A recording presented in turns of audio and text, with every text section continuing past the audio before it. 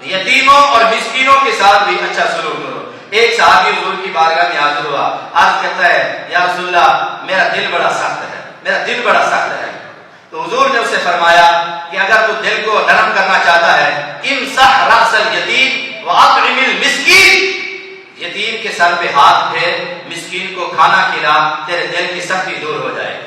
اور ایک روایت میں یہ ہے کہ اگر تم چاہتے ہو کہ تمہارا دل نرم ہو جائے اور تمہاری حاجت پوری ہو جائے تو پھر کیا کرو؟ حضور فرماتے ہیں اپنے کھانے میں یتیم کو بھی شامل کر لیا کرو، اس کے ساتھ پیار کے بول بول لیا کرو، اپنے کھانے میں اس کے ساتھ اس کو بھی شریک کر لو۔ پھر کیا ہوگا؟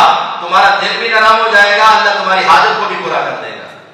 تو یہ اور ایک مقام بھی آپ اندازہ لگائیں حسن سلوک کا، کہا گیا حضور فرماتے ہیں من مسح راس الیتیم لم یمسحه الا لله كان له بكل شعره تمر عليه يد حسنات، جو یتیم کے سر پہ ہاتھ پھیرے، جتنے بالوں پہ اس کا ہاتھ پھیرے گا ہر بال کے بدلے اللہ سے نیکیاں عطا فرما دیتا ہے۔